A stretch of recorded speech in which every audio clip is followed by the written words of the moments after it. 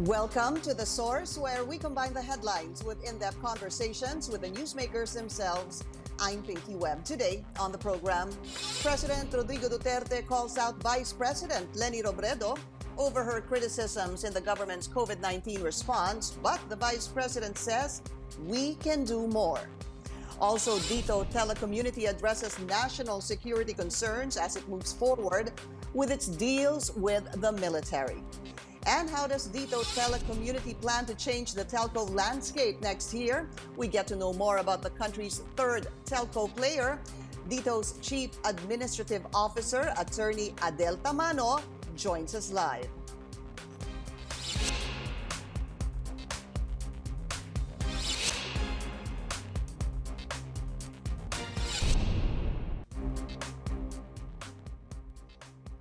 President Rodrigo Duterte hits Vice President Leni Robredo after she criticized how the government is handling the coronavirus pandemic. The president says nothing will be enough for the administration's critics. Here's the president in his own words. Alam mo, Leni, kung gusto mo, if you really want to do away with the COVID, isprehan natin itong Pilipinas o Manila ng pesticide galing sa aeroplano para patay lahat. You cannot exterminate the COVID by itong ano lang ngayon. And this is the only thing that we can do really is to wear a mask, wear a face mask, and that's it, and wait for the vaccine. It's COVID-19 equals vaccine. The Vice President shared her takeaways from the President's address on social media. She says it's not enough that we wait for the COVID-19 vaccine to arrive. Robredo also identified four main challenges amid the pandemic. These include suppressing the pandemic by means of medical and non-medical interventions. She even joked that this cannot be solved by spraying pesticide from a plane. In other news, Dito Telecommunity is tapping American companies to provide cybersecurity amid concerns of spying. Ahead of its rollout next year, Dito is spending 1 billion pesos on cybersecurity measures, saying it understands the importance of assuring the public on data privacy. Dito is building over 2,000 cell towers nationwide. Some will be installed inside military camps. The telco company also allayed fears regarding its partnership with China Telecom, a state-run corporation in Beijing. Let's go straight to the source of the story. We have Dito Telecommunity Chief Administrative Officer, Attorney Adel Tamano. Attorney Tamano, welcome to the source, and it's good to see you again. Good to see you, Pinky, and thank you. Let me start with this, Attorney Tamano. Can you give us an update on the latest progress of Dito Telecommunity? Okay, so our network rollout is going full swing, Pinky. As of right now, we have nearly 900 sites actually that are being built. So by our technical audit, which is in January of next year, we hope to finish 1,300 sites. So given that we still have quite a number of months to get there, we are very confident we will be able to hit our target of 37% population coverage.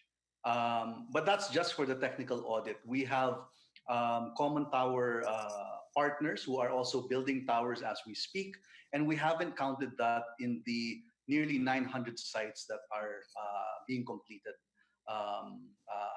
as of this moment. So we're on track with our network rollout. We are also on track for our commercial launch, which is what everyone which the public is waiting for, and we'll be launching commercially. There's no, this is very clear cut. We will launch by March of 2021, if not earlier. Tell us Okay, tell us more about the cell sites. You said that you have about 900 right now, and you're Yes. expecting what you said was 1,300 by the end of the year because the technical Yes. audit begins in January. Did I get that right, attorney? Okay. What happens during the Yes. technical audit? So the technical audit will test two things. So we have two commitments to government, which is speed. Our first year commitment is 27 Mbps, which is actually nearly 2 to 3 times the current download speeds of the two telcos. So they will test that, and they'll also test population coverage. Obviously, it took the duopoly 20 years to get full national coverage. Our first year coverage will be 37% of the population. So those are the two things that we will be audited for by the NTC. I see.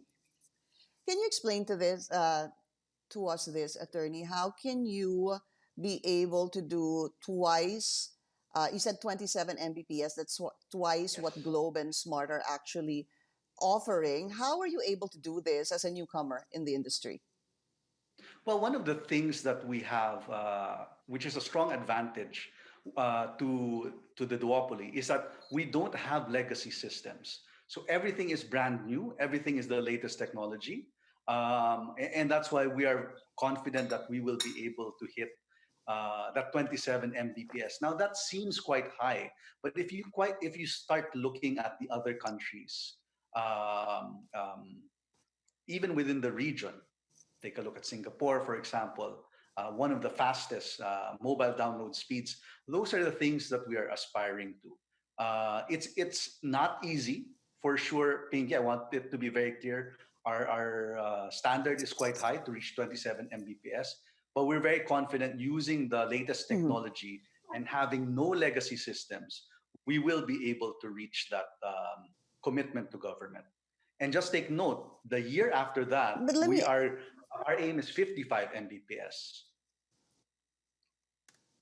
But let me ask you a very simple question. If it's new technology that you're talking about that you're actually bringing in, isn't that something Smart and Globe can actually do as well? I'm asking this because I'm still Sure, sure. maybe wondering how you can have a 27 Mbps twice that of Smart and Globe based on new technology. Is it something that only Dito will have and not the other two will have?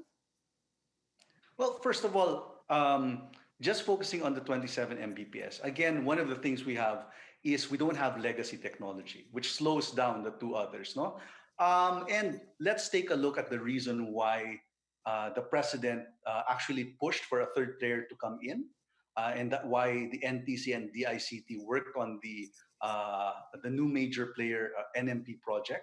It's because unfortunately the duopoly did not really take the time to invest as rapidly as they should because there was no competition. Um, that for me is the real reason why our internet and mobile situation is as bad as it is. For the longest time, we were uh, the worst or one of the worst in ASEAN. And hence, since our goal is really to bring in competition and to improve the telco situation, that's why our goal is much higher. Um, and that's why we are spending so Okay. much money as well, Pinky. Just to be clear, no, we are spending just this first year 150 billion pesos. I think once you see the magnitude of our investment, that will give you an indication of why we believe we will be able to hit such a target. For just maybe to give us a clearer picture on this, Dito's telecommunity services will be comparable to what country? Which country would you say in Asia? Hmm.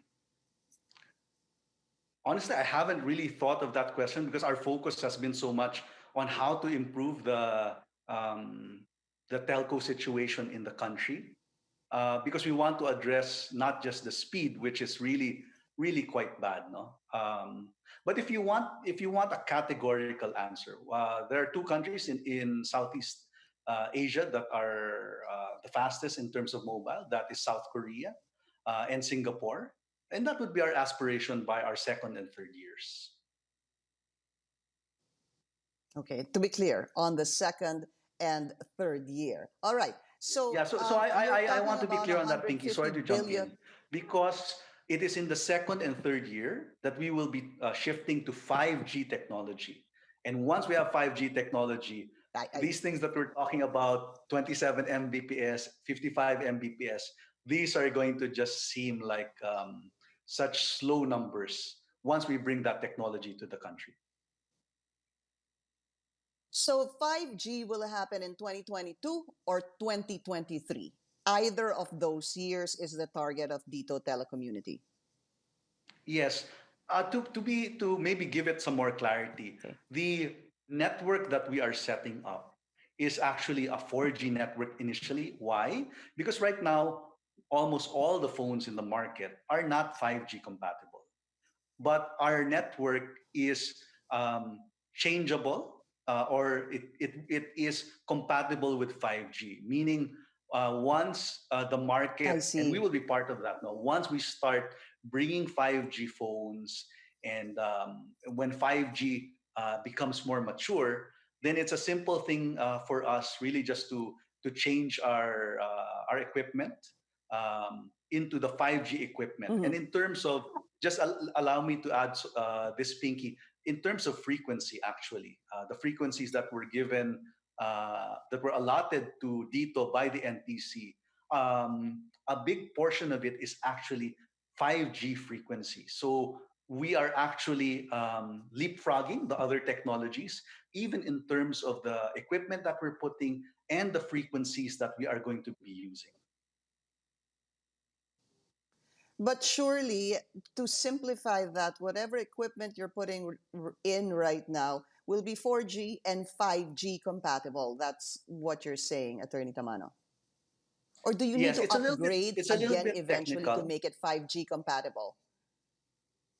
Uh, Perhaps maybe the correct term would be it's a 5G convertible, because right now the towers will have specific equipment that will be using the 4G frequencies, no?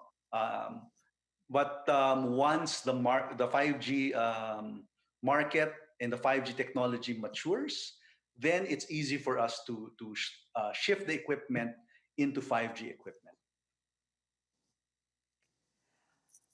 We're going to talk about Dito's response to concerns that its cell towers inside military camps could pose a threat to national security. The source will be right back.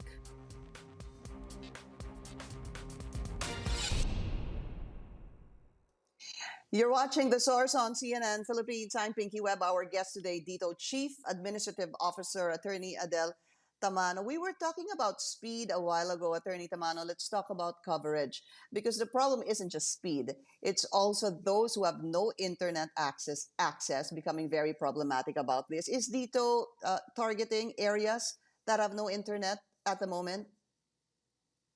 Yes, Pinky, these are the underserved areas. And again, back to the genesis of why this project started. After 20 years, the duopoly only had, at the time when this project started, 3G, 4G coverage in the country of about 67%. And our commitment after 5 years is actually to have an 87% population coverage. And to be truth be told, we actually Mm. intend to go beyond that, because um, a big part of this project, Pinky, is nation building, and we believe that one of the things that telco should always bear in mind is not just about profit. It's also about serving those people, especially in the far-flung areas, who are not able to access, let's say, education, news, information, because of the lack of coverage. And we hope to be able to address that within our 5-year commitment period. And to be clear, next year your coverage plan is about 37%. And this That's 80 correct. plus percent coverage is within 5 years. That's correct. That's correct, Pinky. That's our commitment. But Okay. again, to be very All right. clear, and I'll say it here. Our internal goal is actually to go well beyond 87%. Our government commitment is Right. 87% after our fifth year of operation. But our internal goal, talking to our chief technology officer, to our CEO, is really well beyond that. We one of our main But goals is I truly can to serve the imagine, underserved of the country. but I can also imagine, Attorney Adele, that by that time, in 5 years' time, where you are expecting 87% coverage or beyond, the 70 plus percent of Global Smart will probably reach that 87% or even beyond as well. And that would be great, Pinky. Again, we are happy that our presence is forcing the duopoly to improve their services. In fact, the moment that we won the bid as the new major player, the duopoly announced that they were increasing their spend in terms of building towers instead of capex, and that's what we want. We want competition, and that's why we've entered this market. Because without competition, there really is Okay. no impetus for the duopoly to improve their services. And your presence, Dito Telecommunity's presence, is also causing some concerns. Let's go to the cell sites inside military camps. This was signed recently, the permit was signed recently by Secretary Delfin Lorenzana. I know that even Secretary Delfin was saying these are also areas where Smart and Globe have their cell sites. My question here is, how many cell sites do you intend to build inside military camps, and where would these be? Okay, first, Pinky, as of right now, we have zero cell sites and we have now zero co-location areas in the military camps. Just so we're very clear. Now, what we have signed is a memorandum of Mhm. agreement, and we will still assess really how many co-location sites we need. And the reason for this is really very simple, because if we want coverage in those areas where military camps are, that's number one. If we want coverage in those areas, we will have to co-locate. That's number two. That's number one. Number two is also um, having co-located sites in military camps is also a protection for our sites, because in certain areas Mm-mm. there are revolutionary taxes that are being asked from telco companies, and building in sites where the military is present will address that concern. So, how many sites are you Yeah, looking I at, know. and I'm in sorry, Pinky. how I can't many give you the military exact camps? number right now. I'll have to get back to you on that because we're still assessing. And again, in fact, in terms of the 37% coverage that we were discussing earlier, none of those, at Mhm. least per our um, network review, is within the military camps. The 30% coverage that you're talking about. But, Attorney, I hope you don't mind. This discussion on military camps has been uh, talked about in 2019. I believe also in September 2019. Does that mean from then on till now you still don't know which or where or how many? No, because Pinky, to be very clear, because we have been in talks with various government entities, the Armed Forces of the Philippines, the DepEd, the DICT, and we know how long it takes to be able to come into agreements with government. And hence, our network coverage and our network layout really was done with a view that even if we don't get agreements with these government entities, we will still be able to reach our commitments that we have agreed with government. Put in another way, we didn't want the fate of our rollout to be dependent on agreements with the AFP or other government institutions. Mhm. And that is why, although it's been over a year that has passed since we started our network rollout, that is the reason why I don't have the exact number yet to be able to provide you in terms of how Yeah. many Okay. installations or co-locations we will have in the armed forces areas. You need not give me the exact number, Attorney Tamano, but just an estimate on the cell sites you intend to build inside military camps. I think so. Again, being very candid, I don't have an answer for that right now. Um, in my discussions with our chief technology officer, he does mention the major camps such as Camp Aguinaldo. These are areas where we would want to build or co-locate, and I think a big part of the reason is Mhm. also because it covers a large area of population as well. Because we, of course, the Okay. co-location in these, whether it be with the armed forces or the DepEd, it's with a view to be able to meet our government commitments in terms of population coverage.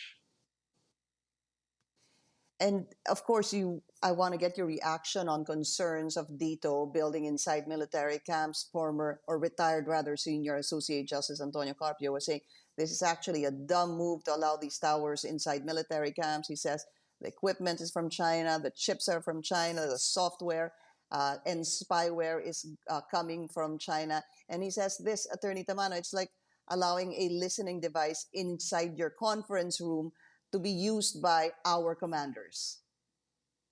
Yeah, Pinky, I would never use such disrespectful language towards our armed forces of the Philippines. This is the institution that is sworn to protect our country, no? The territorial integrity of our country. Our chief technology officer is a retired major general, um, and we chose him specifically because we wanted to assure the public that these issues of spying would have no basis because Dito is a Filipino company. We may have Chinese shareholders, but it Mhm. does not change the fundamental fact that we are a Filipino company. That's the first point. Second point, if you want to do a little bit more of a deep dive, I think those types of statements, the reason for that is because they don't really have information in regard our agreement with the armed forces of the Philippines. If you take a deep dive into our Mhm. memorandum of agreement, you will see that there are such stringent protections against spying um, that would Mhm. for sure address any concerns. One of the protections against spying in our agreement is that foreigners are not allowed to enter the military installations or military sites. Um, if Filipinos will be allowed, it is only after a very strict um, background review. Whatever access we have is fully Security controlled check. by the AFP. Um, and we have cybersecurity audits that are unannounced. There are actually a lot more, Pinky, but I just wanted to give you the top provisions in this Mhm. agreement that would address that point on spying. But I think I also want to say personally, and forgive me, this is a bit of a personal statement. Dito is run by Filipinos. I am the chief administrative officer. Mr. Dennis Uy is our CEO, Filipino as well. Our CFO is a Filipino. Our chief technology officer is a Filipino. I think when you talk about the management and operations of Dito, we are Filipinos, and we would never allow spying to be done. We would never allow our national interest or to allow classified information to be provided to any country, whether it be China, the US, etc. So I think if we just do a little bit more of a deep dive, the protections are in place. Dito is a Mhm. Filipino company. And my last point on this, Pinky, if you will allow, is as we are not in a state of war with China. We have strong diplomatic and economic relations with them.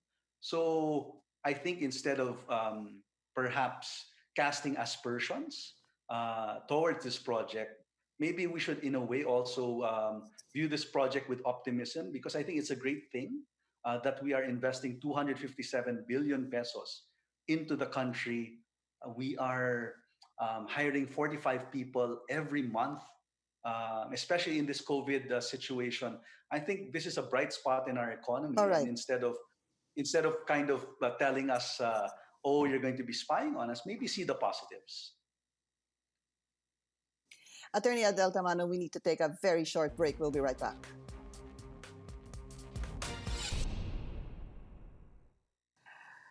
Attorney, we've run out of time, so we're going to have to say thank you for this. I hope we can have a part two and discuss, how much you will be offering the public, Dito Telecommunity will be offering the public. But I have to say goodbye for now. Attorney Adel Tamano, sir, maraming salamat po sa inyong oras. Thank you, Pinky. And thank you for joining us here on The Source. I'm Pinky Webb. You're watching CNN Philippines.